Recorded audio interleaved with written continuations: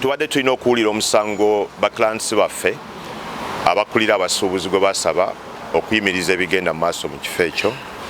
Twabawa empapula ezo eza kooti application ne batateekamu nziramu yaabwe, naye sigamba nti bakola nsobi kuba badde bakyalina obudde bwabwe bubadde buggwako nga 15 balina ennaku 15 nga buggwako ku lw'omukaaga.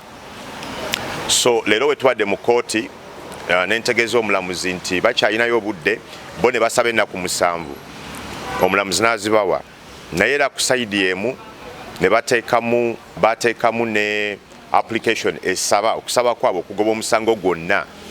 Omulamuzi ogwo okusaba kujja kwa kugendewa omulamuzi omukulu Justice Namanya nga 8 December. So kakati guno gwe tubaddeko olwaleero baguwadde nga 11 kitegeeza nti gugenda kulinda ekinaava mu guli ogwa 8.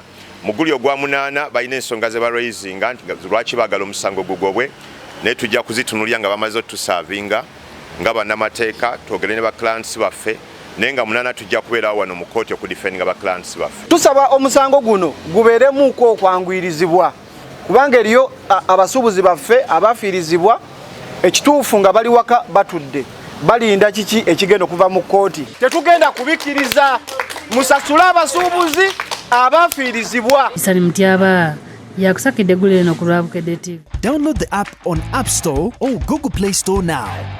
Vision Digital Experience, the future of media.